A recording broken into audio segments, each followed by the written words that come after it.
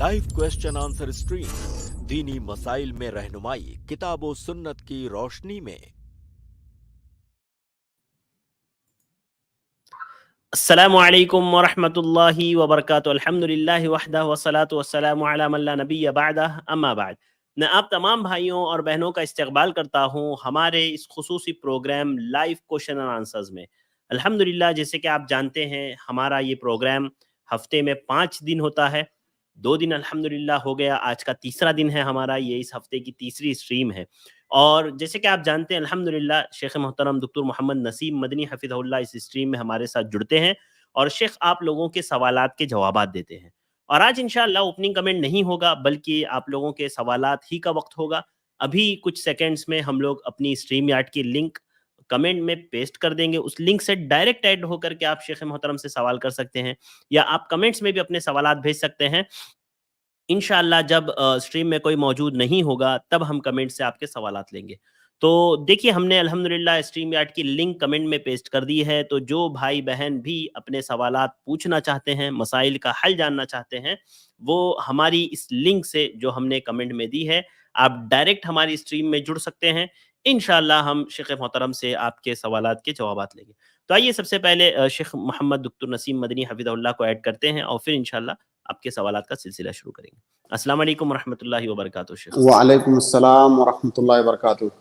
कैसे हैं शेख आप? अल्हम्दुलिल्लाह, अल्लाह का एहसान है। जी।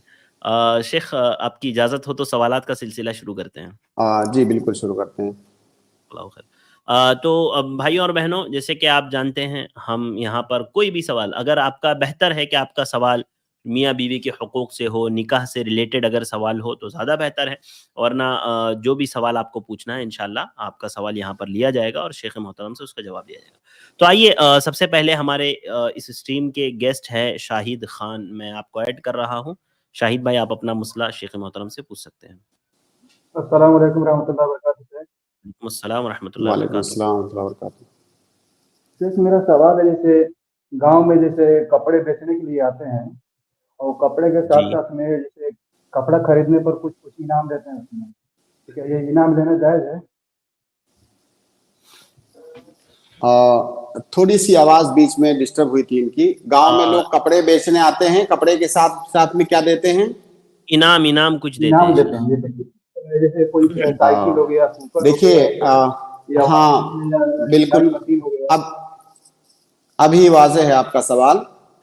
और ऐसा सिर्फ जो है गांव में नहीं होता है कि गांव में कपड़ा बेचने कोई आया है और साथ में इनाम भी दे रहा है, बल्कि ऐसा बड़े बड़े मॉल वगैरह में भी होता है, सुपरमार्केट्स में होता है, बड़ी बड़ी कंपनियों में भी होता है कि अगर आप सामान खरीदते हैं तो जी। आपको उसके साथ में कोई टोकन दिया जाता है और वो टोकन मुसलसल कई दिनों तक, महीनों तक बांटा जाता है। उसके बाद जिसका नाम निकलता है उसे इनाम दिया जाता है। तो इन तमाम सूरतों में इसका शरई हुक्म जानने के लिए इसमें थोड़ी सी तफसील करनी होगी। जी। तफसील ये है कि जो आपको इनाम दे रहा है, क्या, या जो टोकन दे रहा है कि टोकन में जिसका नाम निकलेगा उसको इनाम मिलेगा, जी। क्या उस टोकन की वजह से उस सामान के रेट में वो ज्यादती कर रहा है या उसका जो आम रेट है उसी रेट में बेच रहा है? जैसे सामान की असल कीमत है 1000 रुपया, लेकिन चूंकि साथ में आपको कूपन भी दे रहा है तो वो जो है 150 रुपया ज्यादा ले रहा है, और आप इस लालच में खरीद रहे हैं कि हो सकता है मेरा नाम निकल आए तो मुझे एक बड़ा इनाम मिल जाएगा। तो हम ये देखेंगे कि क्या जब वो कूपन देता है तो उस कूपन की वजह से क्या सामान के रेट में वो इजाफा कर देता है? अगर उस कूपन की वजह से सामान के रेट में इजाफा कर देता है तब उसका खरीदना जायज नहीं है। उसकी वजह क्या है? उसकी दलील क्या है? उसकी वजह यह है कि सामान तो आपको वो 1000 का दे रहा है, लेकिन साथ में 100 रुपए का वो इजाफा कर रहा है, गोया कि उस कूपन की कीमत 100 रुपए है। आप 100 रुपए में वो कूपन खरीद रहे हैं। अब उस कूपन से आपको कुछ मिलेगा भी कि नहीं, کتنا ملے گا کچھ بھی پتا نہیں ہے. اور یہی دراصل جوا ہے. جیسے جوا میں لاٹری میں آپ جو ہے ٹکٹ خریدتے ہیں, آپ کا کچھ بھی نہیں نکل سکتا ہے, آپ کا بہت بڑا انعام بھی نکل سکتا ہے. تو دراصل یہی جوا ہے. تو اگر اس کوپن کی وہ قیمت لگا رہا ہے, اصل سامان میں قیمت میں اضافہ کر رہا ہے, تب اس کا خریدنا جائز نہیں ہے. اور اگر وہ سامان کو اس کے اصلی ریٹ میں بیچ رہا ہے اور ساتھ میں آپ کو ایک کوپن بھی دے رہا ہے, تو اگر وہ ساتھ میں کوپن بھی دے رہا ہے اور اس میں اضافہ نہیں کر رہا ہے, تو ایسی صورت میں یہاں پر ہم یہ دیکھیں گے کہ وہ جو دکاندار ہے, ایسا تو نہیں ہے کہ وہ دکاندار دوسرے دکانداروں کو اس سے نقصان ہو رہا ہے. ایسا ہو سکتا ہے کہ کوئی دکاندار کوپن بانٹ رہا ہے اور سارے کسٹمر اس کوپن کی وجہ سے اس کے پاس جا رہے ہیں. تو اگر اس کوپن بانٹنے کی وجہ سے, دیکھیے میرے جواب میں سنیے, اس جواب کے اندر, اس جواب میں سارے لوگوں کا, سارے مسائل کا جواب آئے گا انشاءاللہ. تو اگر اس کی وجہ سے دوسرے تاجروں کا نقصان ہو رہا ہے تو ایسی صورت میں تب بھی جائز نہیں ہوگا. یہ دو چیزیں ہم نے دیکھی اس وقت تک. تیسری ایک چیز اور دیکھیں گے کہ جب آپ وہ سامان خرید رہے ہو تو کیا آپ کا مقصد وہ سامان خریدنا ہے یا آپ کا مقصد وہ انعام پانا ہے. اگر بیسیکلی آپ کا مقصد وہ سامان کی ضرورت نہیں ہے, آپ کو, آپ اس لالچ میں سامان خرید رہے ہو کہ ہو سکتا ہے میرا انعام نکل آئے, تو ایسی صورت میں بھی خریدنا جائز نہیں ہوگا. کیوں؟ وہ اس لیے کہ سامان تو آپ کا مقصد ہے ہی نہیں, اور جو چیز آپ کے مقصد میں داخل نہیں ہے گویا کہ وہ خرید و فروخت میں شامل نہیں ہے, اس کو آپ سائڈ کر دیجئے. آپ کا مقصد وہ انعام ہے, اور وہ انعام تو آپ کو پتا نہیں ہے کہ ملے گا کہ نہیں ملے گا, اور اس انعام کے لالچ میں آپ ایک رقم جو ہے سامنے والے کو دے رہے ہیں اور اس کی کوئی ضمانت اور گارنٹی نہیں ہے کہ ملے گا کہ نہیں ملے گا, تو اس صورت میں بھی یہ جوا ہو جائے گا. تو بنیادی طور سے یہ تین چیزیں دیکھیں گے. پہلا یہ کہ کیا وہ جو کوپن دے رہا ہے اس کوپن کی قیمت لے رہا ہے کہ نہیں, اگر قیمت لے رہا ہے تو جائز نہیں ہے. اور دوسرا یہ کہ کیا دوسرے تاجروں کو اس سے نقصان پہنچا رہا ہے, وہ اگر نقصان پہنچا رہا ہے تب بھی جائز نہیں ہے. تیسرا یہ کہ آپ کا مقصد کیا وہ کوپن حاصل کرنا, وہ انعام حاصل کرنا ہے یا وہ سامان خریدنا ہے. اگر سامان خریدنا آپ کا مقصد ہے تب تو جائز ہے, اور اگر وہ کوپن آپ کا مقصد ہے یا وہ انعام آپ کا مقصد ہے تو یہ جائز نہیں ہے. اگر یہ تینوں خرابیاں نہ پائی جائیں اور کوئی دکاندار آپ کو خریدے ہوئے سامان کے ساتھ میں کوئی زائد چیز گفٹ کے طور پر دے رہا ہے تب یہ جائز ہے, کیونکہ ایسی صورت میں گویا کہ وہ ایک انعام دے رہا ہے, آپ کو اپنی طرف سے گفٹ دے رہا ہے, تو اس کے لینے میں اور سامان کے خریدنے میں کوئی حرج نہیں ہے. لیکن یہ جو 3 پوائنٹس میں نے ذکر کیے, ان تینوں کو دھیان میں رکھیں تبھی یہ چیز جائز ہوگی. جی اب اگر آپ کا کوئی اشکال ہے تو بتائیں. جی جیسے میں بول رہا تھا, جیسے گاؤں میں وہ لوگ گاڑی سے لے کے آتے ہیں کپڑا سیل کرنے کے لیے, اور ساتھ کے ساتھ ہی جیسے وہیں پہ کوپن میں اس میں اسکریچ کرتے ہیں اور بتا دیتے ہیں کہ آپ سے کیا نکلا ہے, اور کوئی اضافہ ریٹ نہیں لیتے. تو میرے اس جواب میں آپ کے سوال کا جواب موجود ہے, اگر آپ اس کو غور سے سنیں گے تو. مان لیجئے جیسے وہ سویٹر بیچنے آیا, گاؤں میں ٹھنڈیوں کا موسم ہے, سویٹر بیچنے آیا. اب وہ سویٹر جو ہے عام طور سے 500 کا بکتا ہے, لیکن وہ سویٹر کی قیمت جو ہے 1000 لگائے ہوئے ہے, اور کسٹمر اس لالچ میں ہے کہ یہ سویٹر خریدوں گا تو ہو سکتا ہے میرا نام نکل آئے کوپن میں, تو مجھے ایک بڑا انعام مل جائے گا. تب گویا کہ وہ جو ہے اس سے کوپن کے لالچ میں وہ 500 روپیہ دے رہا ہے, جو کہ پتہ نہیں ابھی ملے گا کہ نہیں. یا اسی طرح سے وہ جو ہے اس کی قیمت میں اضافہ کر رہا ہے, گویا کہ کوپن کا پیسہ لے رہا ہے, اور کوپن کا پیسہ لے رہا ہے تو یہ مجہول ہے, کچھ نہیں پتا ہے ملے گا کہ نہیں. تو آپ یہ تینوں پوائنٹس پر کنسنٹریٹ کر کے اس سے پتا کریں, اور اپنے بارے میں آپ خود جانتے ہیں کہ کیا آپ کا مقصد وہ कोपन है जो स्क्रैच करके देता है, या आपका मकसद वो सामान है? जी जी, असल में कोई जाता है खरीदने के लिए तो वो ये सोचता है कि मेरे को यहाँ से भी लेना है, यहाँ से भी लेना है, अब यहाँ से ही ले लेता हो सकता है मेरा इनाम आ जाए। हाँ देखिए, तो इसका मतलब वो सामान खरीदने गया था, इनाम के लिए नहीं गया था। वो मार्केट गया सामान खरीदने के लिए, तो उसका असल मकसद तो सामान हुआ। तो यहाँ पे हम नहीं कहेंगे कि उसका मकसद कूपन है।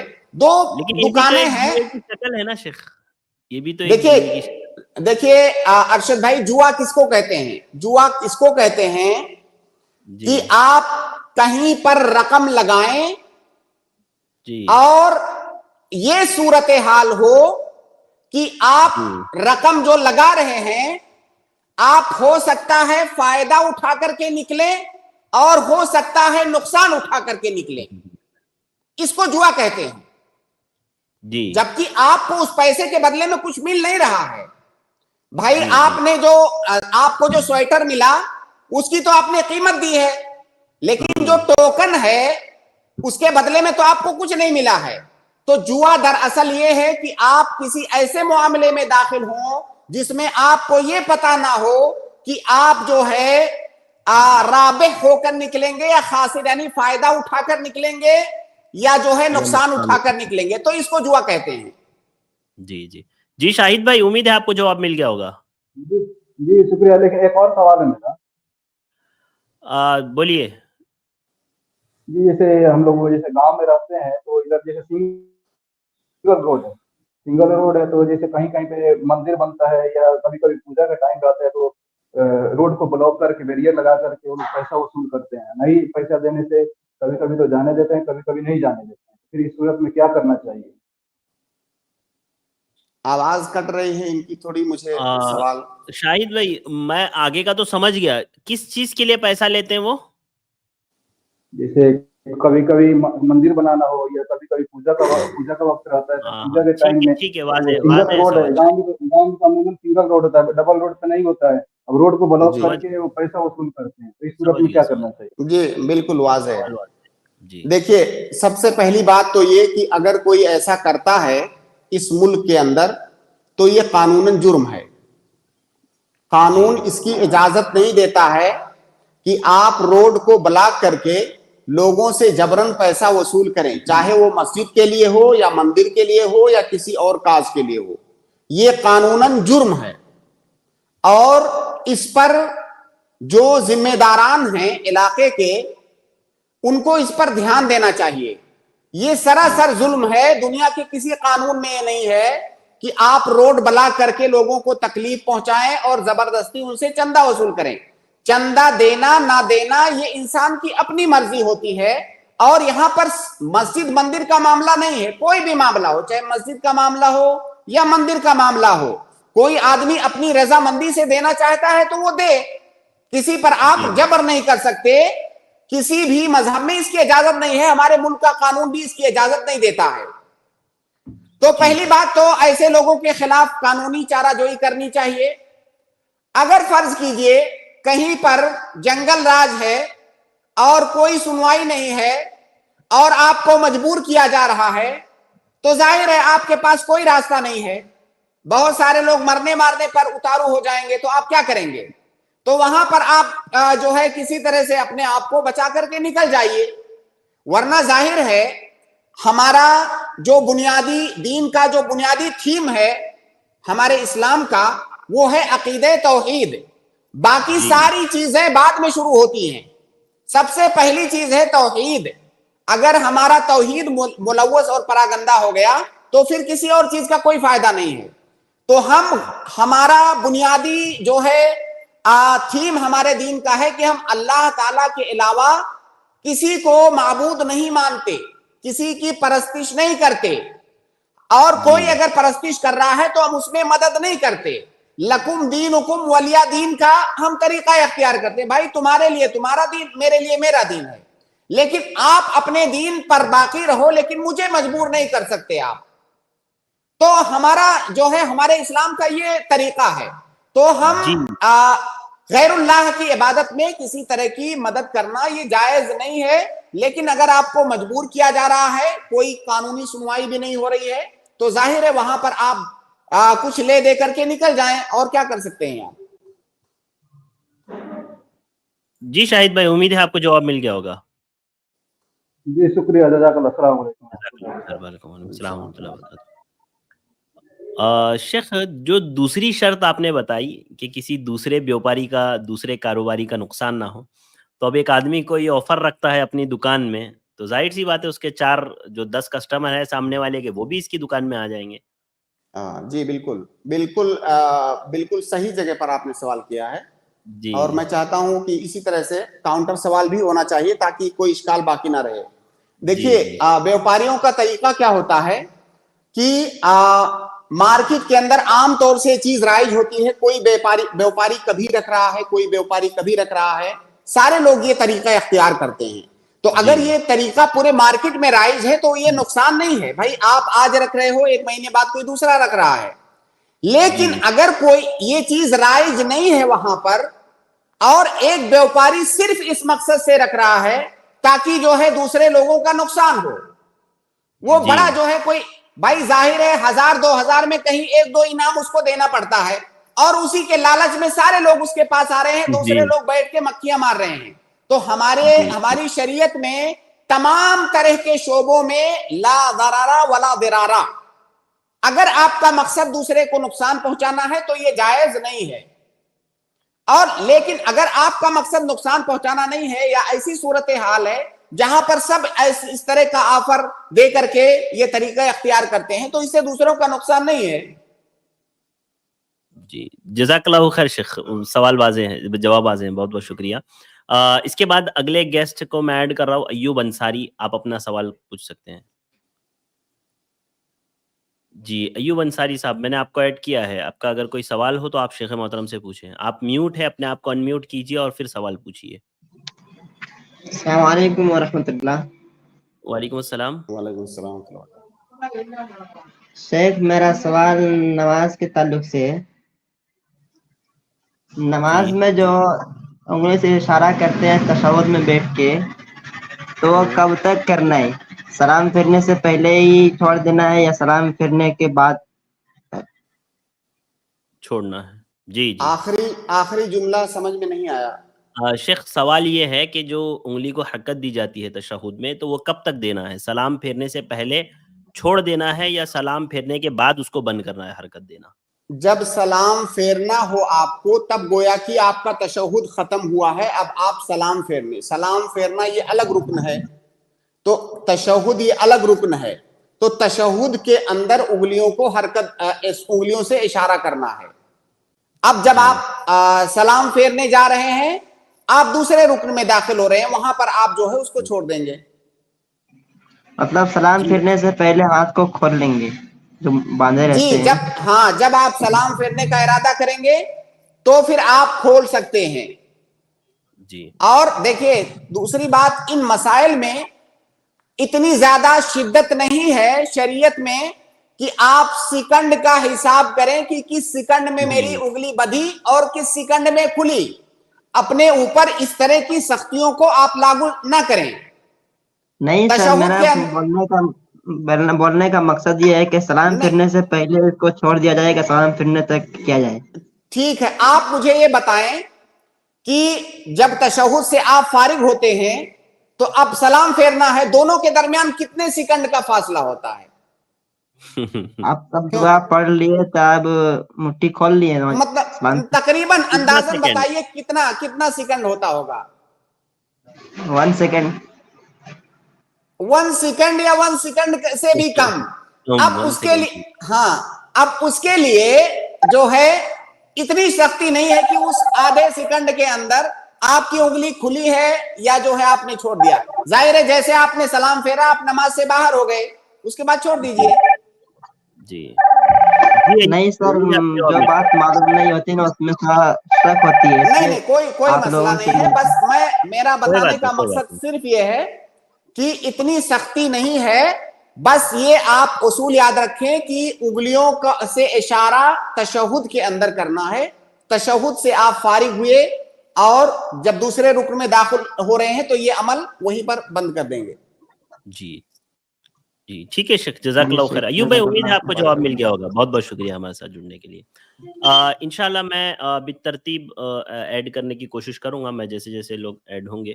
ابھی نیکسٹ انشاءاللہ میں فخر الدین بھائی کو لوں گا اور پھر اس کے بعد حمزہ امین اور پھر انشاءاللہ بالترتیب ایسے ہی چلے گا. السلام علیکم. جی فخر الدین صاحب میں نے آپ کو ایڈ کیا ہے, آپ اپنا سوال. وعلیکم السلام شیخ. جی فرمائیں. شیخ میں یہ پوچھنا چاہتا ہوں یہ جو ہمیں غیر مسلم تہوار ہوتے ہیں اس میں ہم جا کے تجارت کر سکتے ہیں کیا؟ کیونکہ وہ شرک میں ہم مدد کرنے کی ہوتا ہے نا وہ, کیونکہ وہ اس میں ان کے پوجا کرنے کی عبادت کرنے کے پورے سامان تجارت کرنے سے ہم ان کے شرک میں. نہیں آپ سوال کیجئے, جواب دے رہے ہیں, آپ سوال کر رہے ہیں, سمجھ میں نہیں آ رہا ہے مجھے. دیکھیے کیسا ہے نا, یہاں پر صرف آپ سوال کیجئے, وہ شرک میں مدد ہوگی یا نہیں ہوگی وہ شیخ بتائیں گے آپ کو. ٹھیک ہے, سوال واضح ہے. میں جو سمجھ رہا تھا وہ صحیح ہے غلط ہے آپ بتائیے حضرت. ہاں ٹھیک ہے. جی ارشد بھائی کیا وہ آواز ان کی بھی کٹ گئی تھوڑا سا. سوال یہ ہے شیخ ان کا کہ جو غیر مسلمین کے تہوار ہوتے ہیں جیسے میلے وغیرہ ہوتے ہیں تو کیا اس میں جا کر کے انسان تجارت کر سکتا ہے؟ یعنی اپنا سامان بیچنا, وہاں پر گاڑی لگانا, اس طرح کا کام وہ کر سکتا ہے؟ نہیں, جو ان کے مذہبی تہوار ہیں اس میں آپ مت جائیں. یہ ایک طرح سے اس کو بڑھاوا دینا ہے اور یہ کہیں نہ کہیں پر اس کی تشہیر کرنا ہے. تو آپ اس طرح کی جو مذہبی چیزیں ہیں جن میں غیر اللہ کی عبادت ہوتی ہے آپ وہاں پر مت جائیں. جی فخر الدین بھائی امید ہے آپ کو جواب مل گیا ہوگا. مطلب حضرت یہ جو اگر یہ گنپتی ہوتا ہے یا یہ مہا شیوراتری ہوتا ہے, اگر اس طرح کے تہوار ہوتے ہیں تو اس میں ہم گنپتی نہیں بیچتے مگر ہم نے وہاں پر کیا کہتے ہیں پان سپاری ایسا وغیرہ بیچ رہے ہیں, تو کیا اس میں مدد ہوتی ہے؟ دیکھیے میرے بھائی, وہ ایک سیلیبریشن کر رہے ہیں ایک مذہبی, اور اس مذہبی سیلیبریشن کی بنیاد غیر اللہ کی عبادت پر ہے. اس سیلیبریشن کا حصہ آپ کسی بھی طرح سے نہ بنیں. ٹھیک ہے. السلام علیکم حضرت. وعلیکم السلام ورحمۃ اللہ وبرکاتہ. جزاک اللہ خیر فخر الدین بھائی, امید ہے آپ کو جواب مل گیا ہوگا. اگلے گیسٹ ہیں ہمارے حمزہ امین, میں آپ کو ایڈ کراؤں, آپ اپنا سوال پوچھ سکتے ہیں. السلام علیکم شیخ. جی حمزہ امین. وعلیکم السلام ورحمۃ اللہ. شیخ آپ نے کہا تھا, ایک شیخ نے بولا تھا کہ جب آپ کوئی ایڈیشن کر دیتے ہو نماز میں تو جو آپ جی بولیے. سجدہ سہو جو آپ کرتے ہو نا, تو وہ آپ جب ایڈیشن کرتے ہو تو آپ اگر نماز کے بعد ہے تو سلام کے بعد آپ کو سجدے کرنے ہیں, تو کیا یہ صحیح ہے شیخ؟ ہاں بالکل صحیح ہے. ایڈیشن کرتے ہو مطلب یعنی کوئی زیادتی کرتے ہو, اضافہ کر دیتے ہو. جی ہاں, اگر نماز میں کسی چیز کا اضافہ ہو گیا غلطی سے تو ایسی صورت میں سجدے سہو کی جو جگہ ہے وہ سلام پھیرنے کے بعد ہے, کیونکہ نبی صلی اللہ علیہ وسلم نے ایسا ہی کیا. ایک حدیث ہے اللہ کے نبی صلی اللہ علیہ وسلم کی, اس کی دلیل کے طور پر ایک بار آپ نے 4 رکعت والی نماز میں غلطی سے 2 رکعت پڑھ کر کے سلام پھیر دیا. اللہ کے نبی صلی اللہ علیہ وسلم نے 2 رکعت پڑھ کے سلام پھیر دیا, اور بہت سارے صحابہ کرام مسجد سے نکل بھی گئے. کچھ لوگ یہاں تک بات کرنے لگے کہ شاید نماز کے اندر کمی کر دی گئی ہے, کیونکہ اللہ کے نبی صلی اللہ علیہ وسلم تو نبی ہیں, اللہ تعالیٰ کی طرف سے احکامات انہی کے پاس آتے ہیں. تو کئی سارے لوگوں کو یہ لگا کہ نماز میں کمی کر دی گئی ہے. ایک صحابی تھے ذوالیدین, انہوں نے آگے بڑھ کے اللہ کے نبی صلی اللہ علیہ وسلم سے پوچھ لیا, کہا اللہ کے نبی کیا آپ بھول گئے ہیں یا نماز کم کر دی گئی ہے؟ تو اللہ کے دیکھیے پوچھنے کا طریقہ کتنا خوبصورت ہے. ڈائریکٹ یہ نہیں کہا کہ آپ بھول گئے ہیں, آپ نے 2 رکعت میں جو ہے سلام پھیر دیا. انہوں نے کہا کہ اللہ کے نبی صلی اللہ علیہ وسلم کیا نماز کم کر دی گئی ہے یا آپ بھول گئے ہیں؟ تو اللہ کے نبی صلی اللہ علیہ وسلم نے کہا کہ نہ تو میں بھولا ہوں اور نہ ہی نماز کم کی گئی ہے. تو جو دوسرے صحابہ کرام تھے انہوں نے کہا کہ اللہ کے نبی آپ نے 2 رکعت میں سلام پھیر دیا ہے. جی تو اللہ کے نبی صلی اللہ علیہ وسلم اس کے بعد کھڑے ہو کر کے آپ نے 2 رکعت نماز اور پڑھی, اور 2 رکعت نماز اور پڑھ کے اور سلام پھیر کے उससे नमाज से फारिग होकर के सलाम फेर के फिर आपने 2 सजदे सहव किया, तो यहां पे अल्लाह के नबी सल्लल्लाहु अलैहि वसल्लम ने सलाम फेरने के बाद सजदे सहव किया। अब हमजा अमीन भाई आप ये बताएं कि यहां पर ज्यादती कहां है? हुआ तो जी जाती तो नहीं हुई शेख, कंप्लीट हो गया ना, पूरी नमाज को कंप्लीट कर दिया उन्होंने।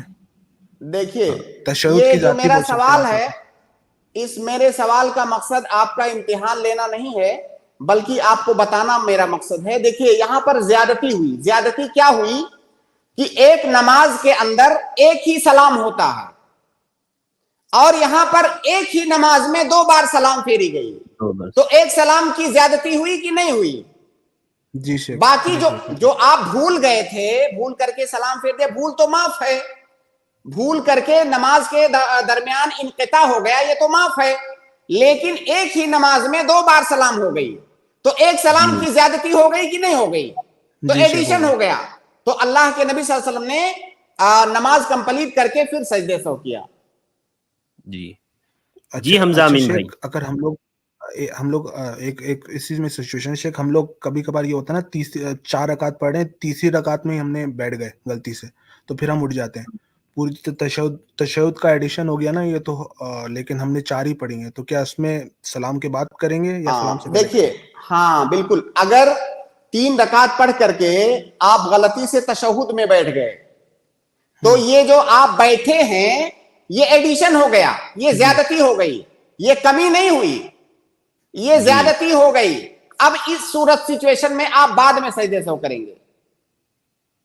ठीक है जी हमजा अमीन भाई, ठीक है। ठीक है, जज़ाकल्लाहु खैर भाई, बहुत बहुत शुक्रिया हमारे साथ जुड़ने के लिए। अगले गेस्ट है हमारे यासिर पटेल, मैं आपको ऐड कर रहा हूँ, आप अपना सवाल पूछ सकते हैं यासिर भाई। अस्सलाम वालेकुम वरहमतुल्लाह। वालेकुम अस्सलाम वरहमतुल्लाह। मेरा सवाल है कि जैसे कि कब्रिस्तान है यहाँ हमारे शहर में, मतलब कब्रिस्तान कभी हुआ करता था, आज से लगभग मैं जितना सुन रहा हूँ कि 100 साल पहले, जिसको परमानेंटली बंद कर दिया गया है, जिसका 70% पार्ट में मार्केट कम्प्लेक्स बना दिया है वक्फ बोर्ड ने, और 30% जो पक्का कवर था उसमें मज़ार वगैरह बना दिया है। तो मतलब कम्प्लीटली डेवलप हो गया है, कुछ पार्किंग है, कुछ दुकानें हैं और कुछ कब्रें भी हैं, लेकिन वहां पर कब्रिस्तान में दफन करना अभी कम्प्लीटली बंद हो चुका है और उसको डेवलप कर दिया गया। तो मेरा सवाल है कि वहां पर दुकान जो बना हुआ है, वहां पर दुकान लेना जायज है या नहीं? एक तो जायज है या नहीं सवाल है, और दूसरा सवाल है अगर ये आपकी तरफ से अगर फतवा है कि लेना नहीं लेना मुस्तहब है या नहीं लेना ही नहीं चाहिए, या कैसा इसमें मतलब हमारा शरीयत बोलता है? सवाल एक ही हुआ यार। जी सवाल जैसे मुझे एक सवाल का एक जवाब आप म्यूट कर लें। आपके पास से आवाज असल में रिटर्न आ रही है हम लोगों को, तो सब बात समझ में नहीं आ रही है, इसलिए मैंने आपको म्यूट किया है। जी शेख, सवाल वाज़ेह है भाई का। देखिए इसमें 2 मसले हैं, दोनों को अलग अलग समझें तो फिर कंप्लीट सवाल का जवाब हो जाएगा। पहला मसला ये है कि कोई कब्र है, वो कब्र बहुत ज्यादा पुरानी हो गई है, इतनी पुरानी हो गई है कि अब उसके अंदर जो मुर्दा दफन किया गया था उसके बाकियात भी मौजूद नहीं है। इतनी पुरानी कब्र हो गई है कि उसके बाकियात अब मौजूद नहीं है, किसी चीज का कोई वजूद नहीं है। तो क्या ऐसी सूरत में उस जगह का किसी दूसरी चीज में इस्तेमाल करना जायज है कि नहीं? जी, इसका सही जवाब यह है कि ऐसी सिचुएशन में उस जगह का दोबारा इस्तेमाल करना ये जायज है। दोबारा आप चाहे कब्र के लिए इस्तेमाल करें या किसी और चीज के लिए इस्तेमाल करें, जब उसमें बाकियात नहीं बची हैं तो उसका दोबारा इस्तेमाल करना जायज है। आप मदीना के अंदर देखेंगे बकी का जो कब्रिस्तान है, अगर जो लोग वहां गए हैं उन्होंने देखा होगा, हालांकि उसका एरिया बहुत बड़ा है, लेकिन फिर भी जिस तरह से कसरत के साथ वहां तदफीन होती है, तो बहुत दिनों के बाद, बहुत जमाने के बाद जो पुरानी कब्रें हैं ان پرانی قبروں میں دوبارہ پھر ان جگہوں پر دوبارہ تدفین کی نوبت آتی ہے اور تدفین کی جاتی ہے. اور وہ اسی لیے کہ جب قبر میں اس کی باقیات نہیں بچی ہیں تو اس جگہ کا دوبارہ استعمال کیا جا سکتا ہے. یہ ایک مسئلہ ہوا. دوسرا مسئلہ یہ ہے کہ جو قبرستان ہے وہ قبرستان یا تو قبرستان کے لیے وقف ہوگا یا تو وہ کسی کی خاص پراپرٹی ہوگی. جی خاص پراپرٹی کا ہونے کا مطلب یہ ہے کہ میں نے مثال کے طور پر اپنی زمین میں دفنانے کی اجازت دے دی ہے لیکن میں نے زمین کو وقف نہیں کیا ہے. اور ایک صورت یہ ہے کہ میں نے وقف کر دیا کہ بھائی یہ میری زمین ہے, یہ مسلمانوں کے لیے وقف ہے, اس میں آپ لوگ تدفین کیجئے, یا قبرستان کے لیے میں نے وقف کیا. اگر وہ زمین قبرستان کے لیے وقف ہے تو بعد میں بہت زمانہ گزرنے کے بعد جب اس میں میت کے باقیات نہیں بچے ہیں اور اس کا دوبارہ استعمال کرنا چاہتے ہیں تو اس کا دوبارہ استعمال اپنے ذاتی مصلحت میں نہیں کر سکتے. بلکہ کیوں نہیں؟ اس لیے نہیں کہ وہ قبرستان ہے, اس لیے نہیں کر سکتے کہ آپ نے اس کو وقف کر دیا ہے, اور جب آپ اس کو وقف کر دیے تو اب وہ جس چیز کے لیے آپ نے وقف کیا ہے اسی چیز میں اس کا استعمال ہوگا, کسی اور چیز میں اس کا استعمال نہیں ہوگا. لیکن اگر آپ نے وقف نہیں کیا ہوا ہے, آپ کی ذاتی پراپرٹی ہے وہ, تو جب باقیات نہیں رہ گئی تو آپ اس کا استعمال دوسرے کام میں بھی کر سکتے ہیں, بطور قبر بھی کر سکتے ہیں, کسی اور چیز میں بھی کر سکتے ہیں. لیکن یہ دھیان رہنا چاہیے کہ اس میں کچھ بھی باقیات نہ ہو تب. جی واضح ہے شیخ. یاسر بھائی آپ کو کچھ پوچھنا ہے اس پر؟ جی مجھے پوچھنا, دیکھیے باقیات موجود ہے یا نہیں اس کا تو شیورٹی ہم دے نہیں سکتے, لیکن ہمارا اندازن یہ ہے کہ وہاں پہ واقعات موجود نہیں ہے. یہ ایک بات میرا کہنا ہے. اور دوسرا کہنا میرا یہ ہے کہ اس جگہ میں جو آپ بولتے ہیں نا وقف کیا ہوا ہے یا مطلب ٹیمپریری استعمال کے لیے دیا گیا تھا, اس کا تو ڈیٹا موجود نہیں ہے, کیونکہ وقف بورڈ نے خود بنا کر اس کو رینٹ میں دے رہے ہیں.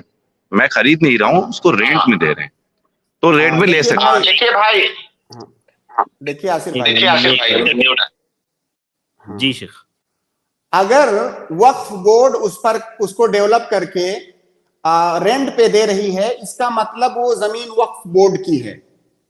اور جب وقف بورڈ کی ہے تو وقف بورڈ کے جو ذمہ داران ہیں وہ اس بات کا فیصلہ کریں گے کہ اس زمین کا بہتر استعمال کیا ہو سکتا ہے جس سے کہ وقف کو فائدہ ہو. یہاں تک کہ جس مقصد کے لیے زمین وقف کی گئی ہے, اگر بعد میں زمانہ گزرنے کے بعد وقف بورڈ کو یہ لگتا ہے کہ اس کا دوسرا استعمال کرنے میں زیادہ فائدہ ہے تو اس کا دوسرا استعمال بھی وہ لوگ کر سکتے ہیں. لیکن اسی صورت میں جب ان کو لگے کہ دوسرے استعمال میں زیادہ فائدہ ہے, تو آپ کی گفتگو سے یہ اندازہ ہو رہا ہے کہ وہ زمین وقف بورڈ کی ہے. جب وہ وقف بورڈ کے قبضے میں ہے تو ظاہر ہے وہ زمین وقف رہی ہوگی. تو اب ظاہر ہے وقف بورڈ والے جو ہے کوئی دوسرا آدمی اس پر قبضہ نہیں کر سکتا. وقف بورڈ اس کا جیسے چاہے مسلمانوں کی مصلحت میں اس کا استعمال کر سکتی ہے. جی جزاک اللہ خیر شیخ. جی یاسر میں امید جی جواب مل گیا. میرا اور ایک سوال بھی ہے, کیا اجازت ہے اور ایک سوال کرنے کا؟ اصل میں یاسر میں وقت ہمارے پاس تھوڑا سا کم ہے اور کافی لوگ بھی انتظار کر رہے ہیں. کل آئیے نا انشاءاللہ, ہم لوگ کل بھی آپ کے یہاں پر رہے گے 8 بجے. آپ کل آ جائیے انشاءاللہ, میں آپ کو جلدی ایڈ کر لوں گا اور پھر انشاءاللہ آپ کا وہ بھی سوال لے لیں گے. میں مطمئن ہوگی آپ کے جواب سے. جزاک اللہ. بہت بہت شکریہ ہمارے ساتھ جڑنے کے لیے. اگلے گیسٹ ہیں ہمارے عبد الواسع, میں آپ کو ایڈ کر رہا ہوں. آپ اپنا سوال شیخ محترم سے کر سکتے ہیں. السلام علیکم ورحمۃ اللہ وبرکاتہ. وعلیکم السلام ورحمۃ اللہ وبرکاتہ. شیخ محترم, امید کہ آپ بخیر ہوں گے. آپ کی خدمت عالیہ میں ایک سوال یہ ہے, پچھلے دنوں ایک ویڈیو کلپ منظر عام پر آئی تھی. فاضل برادرم محترم فضیلت الشیخ ارشد محمدی حفظہ اللہ تعالی و تولا نے آپ سے ایک سوال کیا تھا دوسری نکاح کے تعلق سے, کہ کیا بیوی شوہر کو نکاح کے لیے شرط رکھ سکتی ہے کہ وہ دوسرا نکاح نہیں کرے گا. تو آپ نے جی کہا تھا ہاں ہاں یہ پورا جائز ہے، بیوی کیا ہے شوہر کو یہ شرط رکھ سکتی ہے، جی جی جبکہ نبی صلی اللہ علیہ وسلم نے ایک حدیث میں فرمایا کل شرط جی لیس فی کتاب اللہ فہو باطل، یہ حدیث مبارکہ ہے، غالباً ابن ماجہ کی روایت ہے۔ اور دوسری چیز یہ میرا سوال یہ ہے کہ ایک مباح چیز کو اگر شرط کے بنا پر کیا ناجائز قرار دیا جا سکتا؟ چونکہ دوسری تیسری چوتھی شادی کرنے کا حکم تو قرآن مجید میں اللہ تعالیٰ نے دیا ہے، یہ اختیار ہے، تو کیا یہ ایسی بات نہیں ہے کہ اللہ کی حلال کردہ اشیاء کو یا مباح کردہ اشیاء کو شے کو شرط کے ذریعے سے ناجائز قرار دیا جا رہا ہے؟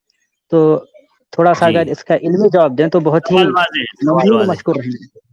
جی جی بالکل سوال علمی ہے، جواب بھی جی مل جائے گا آپ کو انشاءاللہ۔ جی شیخ۔ جی بالکل، بہت بہت شکریہ آپ کا۔ جی جہاں پر یہ سوال کیا گیا تھا اور جہاں جی پہ جواب دیا گیا تھا، میں جی سمجھتا ہوں کہ تھوڑا سا آپ اپنا وہ میوٹ کر لیں۔ میں جی سمجھتا میں ہوں کہ اگر دیکھیے جی جہاں پہ اس سوال کا جواب دیا گیا تھا، اگر اس کو آپ دوبارہ ایک بار غور سے سنیں تو وہاں پہ اس کا جواب مل جائے گا، لیکن پھر بھی میں اس کو اور بھی زیادہ کلیئر انداز میں آپ کو بتانے کی کوشش کر رہا ہوں۔ جی شیخ۔ دیکھیے، سب سے پہلے آپ نے ایک حدیث کا ذکر کیا، اس کے بارے میں بات کر لیتے ہیں۔ اللہ کے نبی صلی اللہ علیہ وسلم نے فرمایا کہ کل شرط لیس فی کتاب اللہ فہو باطل۔ اس حدیث کا مطلب کیا ہے؟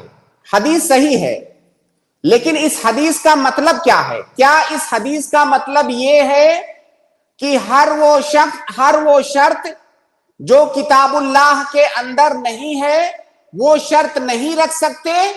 کیا اس کا مطلب یہ ہے؟ نہیں، اس حدیث کا یہ مطلب ہرگز نہیں ہے۔ اگر جی اس حدیث کا یہ مطلب ہوتا تو دنیا میں 99% زیادہ سے زیادہ شرطیں ناجائز ہو جاتی، بلکہ اس حدیث کا مطلب یہ ہے کہ ہر وہ شرط جو کتاب اللہ اور سنت رسول کی مخالف ہو، کتاب اللہ اور سنت رسول کے اندر موجود احکام کی مخالفت جس شرط میں ہو وہ شرط باطل ہے۔ جیسے مثال کے طور پر ایک کالج ہے، اس کالج میں یہ نظام بنایا جاتا ہے، جب داخلہ لیا جاتا ہے تو یہ شرط رکھا جاتا ہے طالب علم پر کہ آپ شام میں اتنے بجے کے بعد گیٹ سے باہر نہیں نکل سکتے، یہ شرط ہے ہماری، تبھی آپ داخلہ لے سکتے ہیں۔ جی اب بتائیے کتاب اللہ کے اندر یہ کہاں پہ موجود ہے کہ یہ شرط رکھ سکتے ہیں کہ نہیں؟ صحیح بات ہے۔ تو اس جی حدیث کا مطلب یہ نہیں ہے کہ اس شرط کا کتاب اللہ اور سنت رسول میں ہونا ضروری ہے، بلکہ اس کا مطلب یہ ہے کہ وہ شرط کتاب اللہ اور سنت رسول سے ٹکرائے نہ، اس میں کتاب اللہ اور سنت رسول کی مخالفت نہ ہو، تو شرط جائز ہے۔ تو سب جی سے پہلے تو حدیث کا صحیح مفہوم سمجھ لیجئے۔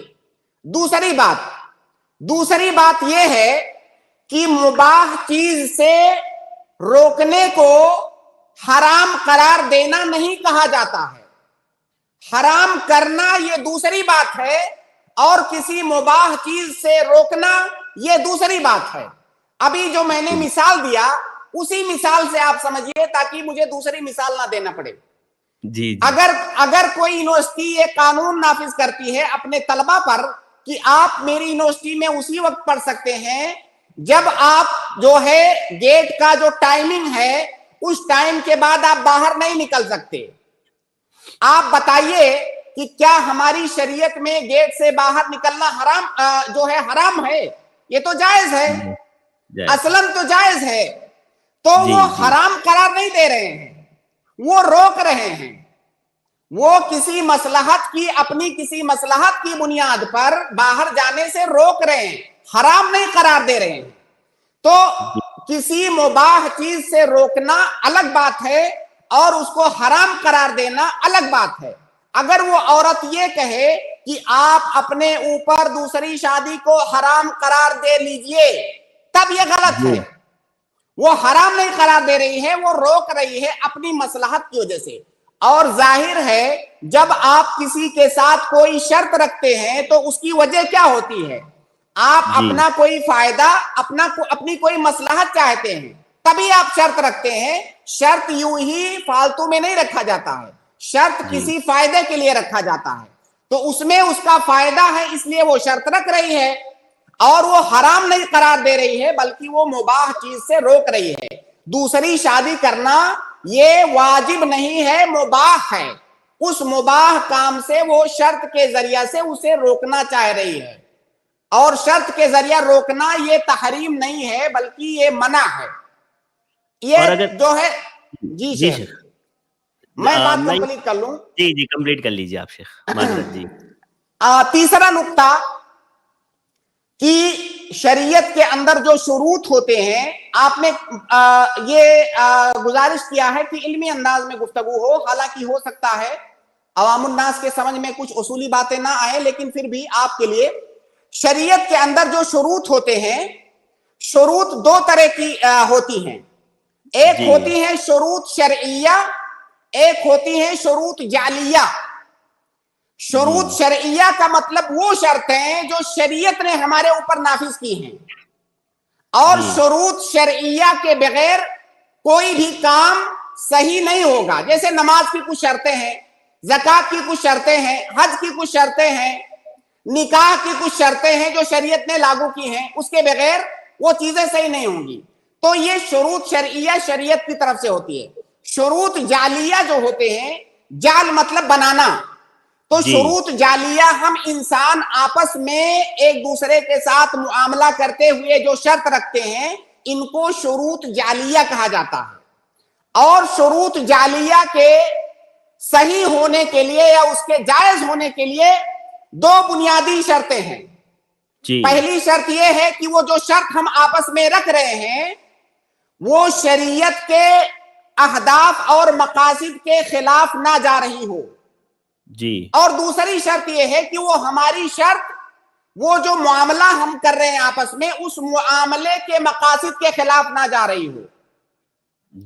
معاملے کے مقاصد کے خلاف جانے کی مثال، جیسے میں آپ سے کوئی سامان بیچوں، یہ سامان میں بیچوں اور کہوں کہ میں آپ سے اسے بیچ رہا ہوں، لیکن میری ایک شرط ہے کہ اس اسکیل کو لے جا کر کے آپ استعمال مت کرنا. تو یہ تو اس کے مقصد کے ہی خلاف ہے. جو خرید و فروخت ہو رہا ہے اس کا مقصد ہے اس کو استعمال کرنا. اب میں ایسی شرط رکھ رہا ہوں جو اس کے مقصد کے ہی خلاف ہے، تو یہ شرط جائز نہیں ہے. اور شریعت کے مقاصد کے خلاف ہونے کی تین علامتیں ہیں. پہلی علامت تو یہ ہے کہ وہ اس میں کسی حلال چیز کو حرام کیا جائے اس شرط کے ذریعہ، یا کسی حرام چیز کو حلال کیا جائے.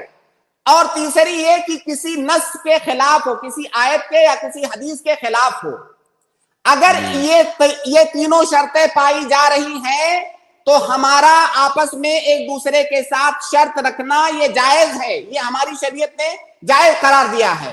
اسی لیے فقہا کے ہاں ایک قاعدہ ہے کہ الاصل فی الشروط فی العقود الاباحہ، کہ اصل دنیاوی لوگوں کے آپسی معاملات میں شرط میں اصل یہ ہے کہ وہ جائز ہیں. کب تک جائز ہیں؟ جب تک اس میں شریعت کی کوئی مخالفت نہ پائی جائے. تو وہ عورت جو شرط رکھ رہی ہے وہ حرام قرار نہیں دے رہی ہے، وہ منع کر رہی ہے. یہاں پہ ایک اصول آپ کو میں اور بتا دوں کہ شرط کے صحیح ہونے کی ایک علامت یہ ہے کہ ہر وہ چیز جو بغیر شرط کے جس کا کرنا جائز ہے تو اس کی شرط لگانا بھی جائز ہے. تو وہ شوہر جو ہے اگر یہ شرط نہ ہوتی تو اس کے لیے یہ بھی جائز تھا کہ وہ شادی کرتا، یہ بھی جائز تھا کہ شادی نہ کرتا. اس کے اوپر لازم تو نہیں تھا کہ وہ شادی کرتا. گویا کہ شادی کرنے اور نہ کرنے میں وہ آزاد ہوتا، شادی نہ کرنے کا اختیار اور آپشن اس کے پاس موجود ہوتا. تو جو چیز بغیر شرط کے جو آپشن اس کے پاس موجود ہے اس چیز کی شرط لگانا بھی جائز ہے. لہٰذا وہ عورت یہ شرط لگا سکتی ہے کہ آپ میرے اوپر سوکن نہیں لائیں گے. آخری بات جس کا ذکر آپ نے سوال میں نہیں کیا ہے اور وہ بہت ضروری ہے، وہ یہ کہ یہ شرط نکاح شادی ہوتے وقت ہونی چاہیے، بعد میں وہ شرط نہیں لگا سکتی ہے. جب شادی ہو گئی کوئی شرط نہیں لگائی تو شوہر آزاد ہے، لیکن اگر اس نے شادی سے پہلے یہ شرط لگائی ہے تب وہ شوہر اس شرط کا پابند ہے، شادی کے بعد کوئی شرط نہیں۔ جی جی جزاک اللہ خیر شیخ. اگر وہ نکاح کر لے شوہر شرط ماننے کے بعد شیخ، تو کیا نکاح پر کوئی اثر پڑے گا؟ نہیں، نکاح پر اثر نہیں پڑے گا، البتہ وہ جو عورت ہے اب اس کو شریعت نے اختیار دیا ہے، چونکہ اس کے لگائے ہوئے شرط کی مخالفت کیا ہے سامنے والے نے، تو اب اس عورت کو اختیار ہے کہ وہ نکاح کو فسخ کر سکتی ہے۔ جی شیخ جزاک اللہ خیر. جی عبد الواسع صاحب، آپ کا کوئی سوال ہے اس پر؟ الحمدللہ شیخ کا تفصیلی جواب ہوا آپ کے سوال پر، اور کافی علمی جواب ہوا الحمدللہ کمپلیٹ. تو عبد الواسع صاحب آپ میوٹ ہے، میں عفواً آپ کو ان میوٹ کر دیتا ہوں 1 منٹ. یس جی فرمائیے. اللہ پھر میوٹ. جزاک اللہ خیر شیخ، بڑا مدلل اور پرمخ جواب آپ نے دیا ہے، اور الحمدللہ کسی بھی پہلو سے سوال میں آپ نے ہم کو تشنا نہیں چھوڑا. اللہ تعالیٰ آپ کے علم میں، عمل میں برکت عطا فرمائے، اور آپ کو اسی طرح دین کی خدمت کرنے کی توفیق عطا فرماتا رہے. آمین آمین آمین. جزاک اللہ خیر، جزاک اللہ خیر عبد الواسع صاحب ہمارے ساتھ جڑنے کے لیے. اگلے گیسٹ ہیں ہمارے سسٹر ریحانہ، میں آپ کو ایڈ کر رہا ہوں، آپ اپنا سوال پوچھ سکتی ہیں. شیخ تھوڑا سا وقت کم بچا ہے ہمارے پاس، 2 سوالات کافی تفصیلی ہو گئے، تو تھوڑا سا مدلل جواب دینے کے لیے تو تھوڑا سا وقت چاہیے. جی جی شیخ بالکل. جی سسٹر ریحانہ، میں نے آپ کو ایڈ کیا. جی السلام ورحمۃ اللہ. السلام علیکم. وعلیکم جی شیخ، السلام. میرا سوال یہ ہے کہ نماز کے تعلق سے ہے. جیسا کہ ہم ایسے علاقے میں رہ رہے ہیں جہاں پہ فجر کی اذان صبح 7:10 پہ ہوتی ہے، اور سن رائز جو ہوتا ہے وہ صبح 9:30 بجے ہوتا ہے. یورپ جیسے کنٹری ہے وہ، تو مطلب فجر کا لاسٹ ٹائم کب سے کب تک کا ہے یہ جاننا تھا. جی آخر میں سن نہیں سکا انہوں نے کیا کہا. وقت کے تعلق سے پوچھ رہی ہے شیخ، فجر کا وقت جی کب سے کب؟ فجر جو ہے اذان ہو رہی 7:10 پہ صبح میں، اور سن رائز ہو رہا ہے 9:30 بجے صبح میں، تو فجر کا وقت کب سے کب تک کا ہے؟ تو فجر کا وقت طلوع فجر سے شروع ہوتا ہے اور طلوع آفتاب تک یعنی سن رائز تک اس کا وقت ہوتا ہے. اب ظاہر ہے یہ علاقے کے اعتبار سے یہ اس دورانیہ کے اندر فرق ہوتا ہے. جی تو جہاں پر آپ کے یہاں 7:30 بجے اگر اذان ہوتی ہے تو طلوع فجر 7:30 بجے ہوتا ہوگا. ظاہر ہے اگر وہ لوگ وقت کی پابندی کرتے ہوئے اذان دیتے ہوں گے تو 7:30 بجے وہاں فجر طلوع ہوتا ہوگا. تو اس وقت سے لے کر کے طلوع شمس تک یعنی سن رائز تک فجر کا وقت ہوتا ہے. لیکن سن رائز کا انتظار نہ کریں کہ جب وہ قریب ہو جائے تب پڑھیں. جب فجر کا وقت ہو جائے تو آپ اس کو اندھیرے میں ہی پڑھیں، یہ سنت ہے. جی سسٹر، امید ہے آپ کو جواب مل گیا ہوگا. جی شیخ جزاک اللہ. کہاں سے ہیں آپ؟ ابھی کہاں پر ہیں آپ؟ ویسے کہاں سے بات کسی یورپی کنٹری سے. جی جی جزاک اللہ خیر سسٹر، بارک اللہ فیکم. بہت بہت شکریہ ہمارے ساتھ جڑنے. شکریہ. اگلے گیسٹ ہے ہمارے توحید احمد، میں آپ کو ایڈ کر رہا ہوں، آپ اپنا سوال پوچھ سکتے ہیں. السلام علیکم ورحمۃ اللہ وبرکاتہ. السلام ورحمۃ اللہ وبرکاتہ. ایک زکوٰۃ کے مطابق سوال ہے، جو صاحب نصاب جس کے اوپر پہنچ جاتا ہے اس کے اوپر واجب ہو جاتی ہے، تو زکوٰۃ کا پیسہ کس کو دے اور پریوار میں کیا ریلیشن میں دے سکتے ہیں؟ جو مین سوال ہوتا ہے وہاں پہ آ کے آواز تھوڑی کٹ جاتی ہے. زکوٰۃ جس پر واجب ہو گیا، دے سکتے ہیں کیا پوچھ رہے ہو؟ اچھا پریوار میں بھی دے سکتے ہیں کیا کسی کو جو مستحق؟ دیکھیے اب پریوار میں تو بہت سارے لوگ آتے ہیں خاندان میں، تو ایک ایک کر کے تو بتا پانا یہ مشکل ہے. میں آپ کو ایک اصول بتاتا ہوں، آپ وہ اصول یاد رکھیں، پھر اس کی روشنی میں آپ سمجھ سکتے ہیں اسے. زکوٰۃ جو ہے، سب سے پہلی بات تو یہ کہ زکوٰۃ کے جو مصارف ہیں وہ 8 مصارف ہیں، یعنی 8 طرح کے لوگوں کو زکوٰۃ کا مال دینا یہ جائز ہے. انہیں 8 میں سے ایک ہے فقیر اور ایک ہے مسکین. اگر آپ کے خاندان میں کوئی فقیر اور مسکین ہے تو آپ اس کو زکوٰۃ دے سکتے ہیں، لیکن اس شرط کے ساتھ. وہ شرط کیا ہے کہ وہ جس کو آپ دینے جا رہے ہیں زکوٰۃ، آپ یہ چیک کیجئے کہ وہ جس کو زکوٰۃ آپ دے رہے ہیں کہیں ایسا تو نہیں कि उसका खर्चा आपके ऊपर ही वाजिब है। खानदान में कुछ अफराद ऐसे होते हैं हमारी शरीयत के हुक्म में कि अगर वो गरीब हो जाएं तो उनका नानो नफका हमारे ऊपर वाजिब हो जाता है उनके गरीब होने की सूरत में। तो जाहिर है ज़कात आप गरीब को ही दे रहे हैं, तो कहीं ऐसा तो नहीं कि वो जो गरीब रिश्तेदार या खानदान वाला है उसका नानो नफका आपके ऊपर ही वाजिब है। अगर आपके ऊपर ही वाजिब है तो आप उसको ज़कात नहीं दे सकते। क्यों?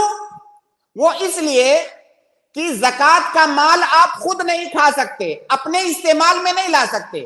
जब आप ऐसे आदमी को ज़कात दे रहे हैं जिसका खर्चा आपके ऊपर ही वाजिब है, तो इसका सीधा मतलब क्या हुआ, एक जेब से निकाल करके दूसरे जेब में रख रहे हैं, क्योंकि वो जो उसका नफका आपके ऊपर वाजिब था, जब वो आपका जब ज़कात का माल दे देंगे तो जाहिर है वो आपका नफका बचेगा कि नहीं, तो वो जो बच रहा है वो आपका फायदा हो रहा है। तो ज़कात को गोया कि अपने ही फायदे में इस्तेमाल कर रहे हैं, जो कि जायज नहीं है। और अगर उस शख्स का नफका आपके ऊपर वाजिब नहीं है तो बल्कि अफजल और बेहतर है कि अपने करीबी रिश्तेदारों को ज़कात का माल दिया जाए, ये ज्यादा बेहतर है। इसमें एक तो सिला रहमी का अज्र मिलेगा, दूसरे ज़कात का अज्र आपको मिलेगा। अब दूसरा सवाल यहां पर आपके जहन में इस वक्त आ रहा होगा कि हमें कैसे पता चलेगा कि किसका नफका वाजिब है मेरे ऊपर, किसका नहीं वाजिब है। इसके जानने का आसान तरीका यह है कि आप ये देखिए कि जो सामने वाला शख्स है जिसको आप ज़कात देना चाह रहे हो, अगर इस वक्त उसकी वफात हो जाए आज के डेट में, तो क्या आप उसके वारिस बनोगे कि नहीं? अगर आप उसके वारिस बन रहे हो आज वफात की शक्ल में, तो इसका मतलब यह हुआ कि उसका नफका आपके ऊपर वाजिब है। और अगर आप उसके वारिस बनने वाले नहीं हो तो उसका नफका भी आपके ऊपर वाजिब नहीं है। जी तौहीद भाई, उम्मीद है आपको जवाब मिल गया होगा। जी, ये जैसे मेरे अम्मी के ऊपर वाजिब है, मान के साहिब निसाब पहुंच रहा है, तो क्या वो अब्बू को दे सकते हैं, या मेरी नानी अकेले है, वो उनके कोई नहीं है, तो क्या उनको दे सकते हैं? हाँ, तो देखिए अब आपने सवाल को मैं तफसील किया, पहले इजमाली सवाल था, इसका भी मैं मुख्तसर जवाब दूंगा क्योंकि टाइम बहुत ज्यादा हो गया है। देखिए, आपकी अम्मी, अगर आपके अब्बू गरीब हो गए हैं तो आपकी अम्मी अपनी ज़कात आपके अब्बू को दे सकती हैं, क्योंकि अम्मी के ऊपर आपके अब्बू का खर्चा किसी भी तरह से वाजिब कभी भी वाजिब नहीं है, तो आपकी अम्मी दे सकती हैं। और इस सिलसिले में एक हदीस भी है, अब्दुल्लाह इब्न मसूद रज़ी अल्लाह ताला अन्हु, एक सहाबी है, मारूफ सहाबी, उनकी अहलिया थी, उनकी बीवी रज़ी अल्लाह ताला अन्हा, गालिबन उनका नाम ज़ैनब था, उनके पास माल था और उस पर ज़कात वाजिब हो रही थी। उन्होंने, और उनके शौहर गरीब थे, उन्होंने अल्लाह के नबी सल्लल्लाहु अलैहि वसल्लम से पूछा कि क्या मैं अपने शौहर को सदका दे सकती हूँ? तो अल्लाह के नबी सल्लल्लाहु अलैहि वसल्लम ने कहा हाँ दे सकती हो। तो बीवी अपने शौहर को ज़कात का माल दे सकती है अगर वो गरीब है तो। जहां तक सवाल यह है कि आपकी वालिदा क्या अपनी माँ को ज़कात का माल दे सकती है? नहीं दे सकती। जी, ज़कात का माल उसूल और फुरू को किसी भी शक्ल में नहीं दे सकते, ना तो अपने बेटे को, ना तो अपने बाप को और माँ को। उसूल और फुरू को ज़कात का माल नहीं दे सकता है इंसान। जी तौहीद भाई, उम्मीद है आपको जवाब मिल गया होगा। जी, जज़ाकल्लाह खैर, क्योंकि इसीलिए अब्बू मेरे परेशान रहते हैं ना, उनका कहीं से पैसे कमाते नहीं, इसीलिए वो आपसे। जी जज़ाकल्लाह खैर तौहीद भाई, बहुत बहुत शुक्रिया हमारे साथ जुड़ने के लिए। अगले गेस्ट है अरशद भाई, देखिए हमने कल की स्ट्रीम या परसों की स्ट्रीम में जिक्र किया था कि औरत भी मालदार हो सकती है, हमारी शरीयत ने पूरी आजादी दी है। देखिए हमारे सामने एक मिसाल आ गई कि उनकी वालिदा के पास माल है, और बहुत अच्छी बात है, ये बहुत खूबसूरत बात है, उनकी वालिदा के पास इतना माल है कि उसमें ज़कात वाजिब हो रही है, और उनके वालिद साहब गरीब हैं, तो एक औरत भी माल की मालिक हो सकती है। जी जज़ाकल्लाह खैर। इम्तियाज, अस्सलाम वालेकुम। इम्तियाज में मैंने आपको ऐड किया, आप अपना सवाल पूछ सकते हैं। अस्सलाम वालेकुम शेख। वालेकुम अस्सलाम। हाँ शेख, मैंने एक सवाल किया था पिछले स्ट्रीम में कि जो इंसान गुनाह का काम किसी को सिखाता है, तो अगर वो मर जाए, तो आपने कहा था कि मरने के बाद भी اس کو گناہ کا عذاب ملے گا. کسی اور کو اگر گناہ کا جی کام سکھایا ہو تو زندہ رہتے ہوئے وہ انسان اس گناہ سے کیسے بچے کہ مطلب مرنے کے بعد اس کو اس گناہ کا عذاب نہ ملے. کسی کو گناہ کا کام اگر میں نے سکھا دیا اور اس کے بعد میں ہم مر گئے تو مرنے کے سمجھ بعد گیا ہم کو سوال اس کا واضح. گناہ ملے گا, لیکن ہم زندہ رہتے ہوئے کیا ایسا اعمال کریں کہ وہ گناہ مرنے کے بعد ہم کو نہ ملے. جی پہلی سوال بات واضح ہے تو انشاءاللہ. جو گناہ کا کام آپ نے پھیلایا یا سکھایا ہے اس کو سدھارنے کی کوشش کیجئے. جی اگر مان لیجئے کوئی بدعت آپ نے پھیلایا ہے تو اب آپ سنت پھیلائیے اور اس جی بدعت پر رد کیجئے. جب آپ نے اس بدعت پر رد کر دیا تو آپ نے گویا کہ اسے رجوع کر لیا. اب آپ سنت اس کے خلاف سنت کو پھیلائیے. کسی کو جی آپ نے کوئی غلط کام سکھایا ہے اس سے روکیے, کوشش کیجئے کہ اس کو راہ راست پر لائیے, اسے بتائیے کہ یہ غلط ہے. اور دوسری جی بات اللہ رب العالمین سے توبہ کیجئے, یہ اس کا جی حل ہے. جی جزاک اللہ خیر. جی امتیاز بھائی, امید ہے آپ کو جواب مل گیا ہوگا. جی جی شکریہ, جزاک جزاک اللہ اللہ خیر. خیر. بہت بہت شکریہ ہمارے ساتھ جڑنے کے لیے.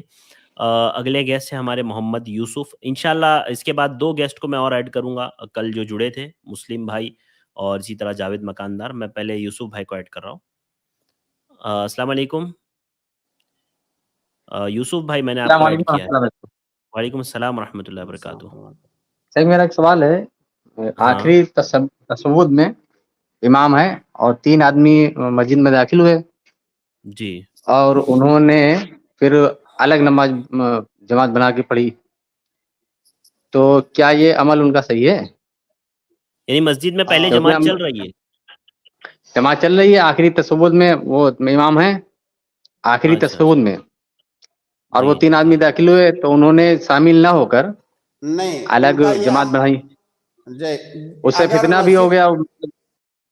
جی جی جی جی یوسف بھائی جواب سن لیجئے. جی شیخ. اللہ کے نبی جی صلی اللہ علیہ وسلم جی کی ایک حدیث ہے کہ اذا اقیمت الصلاۃ فلا صلاۃ الا المکتوبہ. جی دیکھیے جماعت کے جو مقاصد ہیں, مسجد کے اندر جماعت کے ساتھ نماز پڑھنے کا ایک بڑا مقصد ہے اجتماعیت. جی آپ جماعت سے الگ مت ہوئیے. اسی لیے جب مسجد کے اندر جماعت قائم ہو تو آپ کو الگ سے جماعت بنانے کی اجازت نہیں ہے. اور اگر آپ غور کریں گے تو اس کا جو ظاہری اور دنیاوی نقصان ہے وہ بھی آپ کو دکھے گا, جیسا کہ آپ نے سوال ہی میں عرض کیا کہ اس کی وجہ سے فتنہ ہو گیا. تو جب مسجد کے اندر جماعت قائم ہے اس وقت دوسری جماعت بنانا یہ جائز نہیں ہے, بلکہ آپ جا کر کے اسی جماعت میں شامل ہوئیے. جی جی محمد یوسف بھائی, امید ہے آپ کو جواب مل گیا ہوگا. جی جزاک اللہ. جزاک اللہ خیر. اگلے گیسٹ ہیں ہمارے مسلم یونس بھائی. آپ کا نمبر ہے لیکن تھوڑا سا میں 2 لوگوں کو پہلے ایڈ کر لوں آپ سے, پھر انشاءاللہ آپ کو ایڈ کرتا ہوں. مسلم بھائی میں آپ کو ایڈ کر رہا ہوں, آپ اپنا سوال پوچھ سکتے ہیں. السلام علیکم. وعلیکم السلام. جی میں نے آپ سے کانٹیکٹ کیا تھا کچھ حدیث کے حوالے سے. آپ نے بولے تھے جی نمبر جی دینے کو, تو ریپلائی نہیں آیا تھا. اچھا, آپ نے واٹس ایپ کر دیا ہے اس پر؟ جی جی ہاں ٹھیک ہے, تو انشاءاللہ آپ کو آج ریپلائی مل جائے گا اس پر. آپ ایک مرتبہ ٹیگ کر دیجیے اس پر. سر اس کا نمبر ریپیٹ کر دیجیے نا, نمبر کون سا تھا شو کر دیجیے. 9588888826. سر ایک اور کوشچن تھا میرا. جی فرمائیں. یہ جی یہ لباس سے متعلق یہ کلر یلو اور بجرنگی مطلب اس طرح کا کلر کیا حرام ہے؟ نہیں, ہماری شریعت کے اندر کلر کی کوئی پابندی نہیں ہے. صرف سرخ کلر سے متعلق ممانعت ہے کہ اگر بالکل جس کو خالص سرخ کہتے ہیں, مردوں کے لیے خالص سرخ کے سلسلے میں ایک حدیث وارد ہے.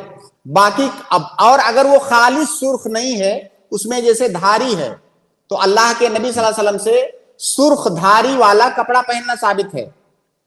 تو کلر کی کوئی پابندی نہیں ہے ہماری شریعت میں. بس پابندی یہ ہے کہ اگر وہ کلر کسی غیر مذہب والے کے ساتھ خاص ہے, اس کی پہچان اور اس کی نشانی مانی جاتی ہے, یا اس کے مذہب کی نشانی مانی جاتی ہے, تب اس کو ہم استعمال نہیں کریں گے. وہ اس لیے نہیں کہ وہ فلاں کلر ہے, وہ اس لیے کہ اس میں مشابہت ہے, ورنہ کلر کی کوئی ممانعت نہیں ہے ہماری شریعت کے اندر.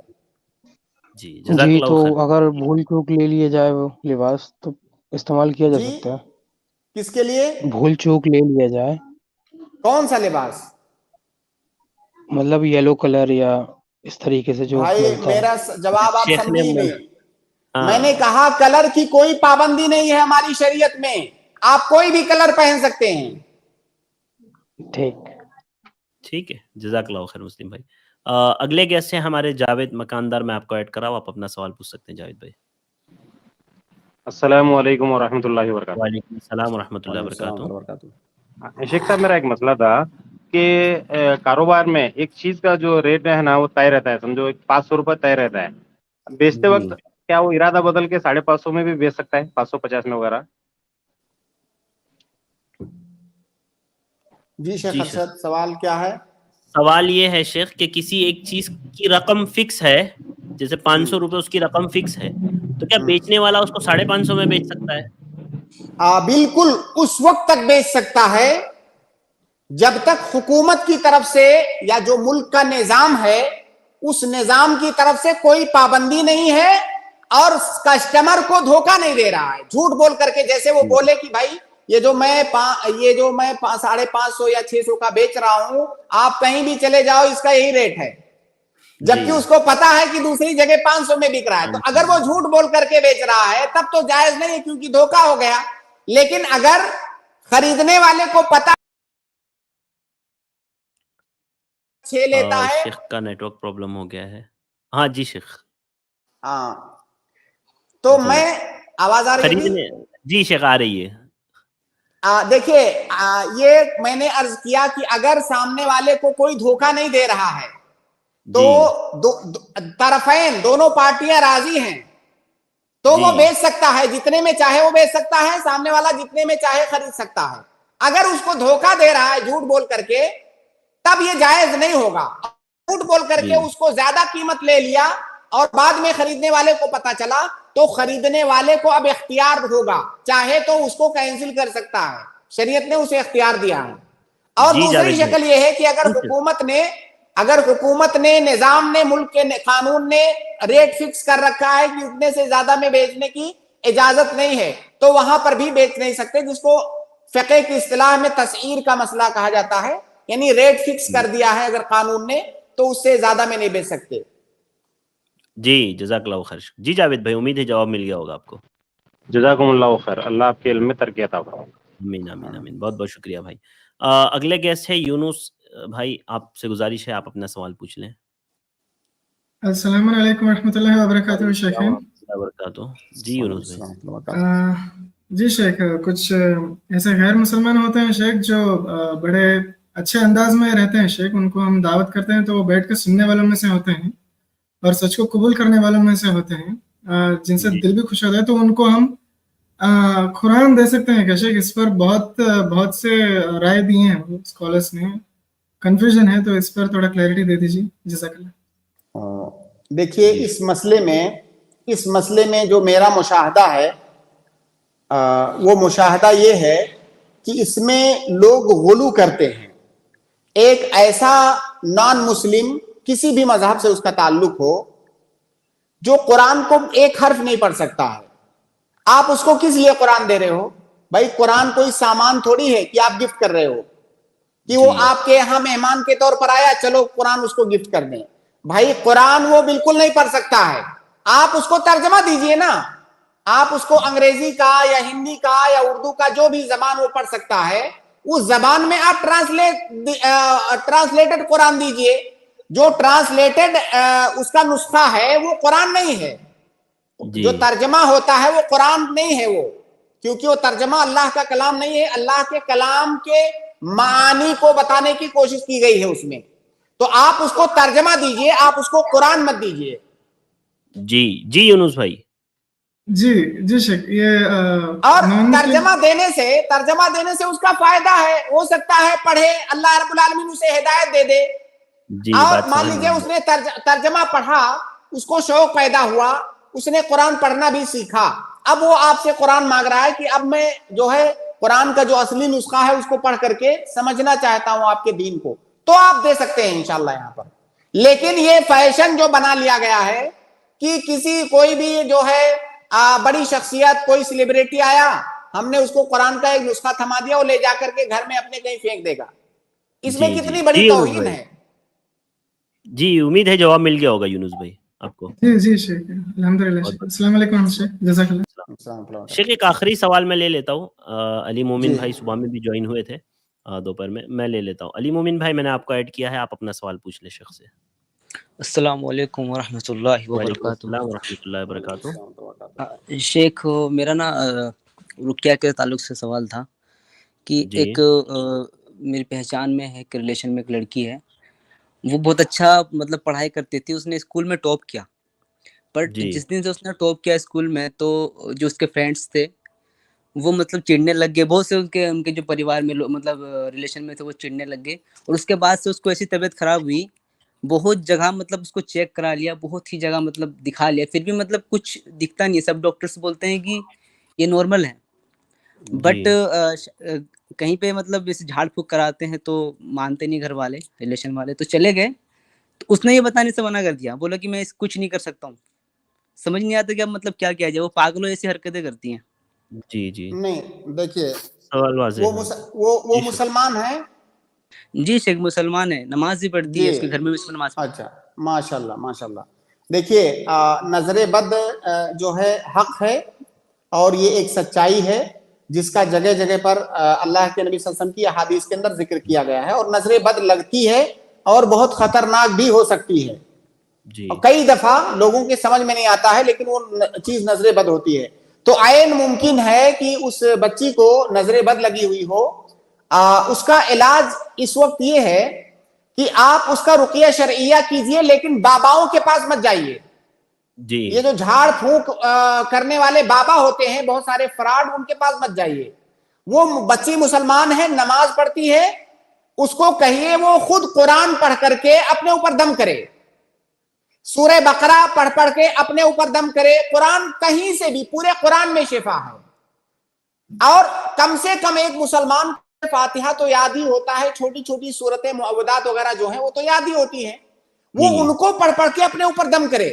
اور بہت سارے اذکار اللہ کے نبی صلی اللہ علیہ وسلم نے جو بتائے ہیں, صبح شام کے اذکار, نماز کے بعد کے اذکار, سونے کے اذکار, جاگنے کے اذکار, یہ سارے اذکار وہ کہیں سے کسی سے حاصل کر لے, کسی عالم دین سے, اور اپنے پاس اس کو رکھے اور کنٹینیو اس کو پڑھے, اپنی پوری زندگی کا معمول بنا لے اس کو.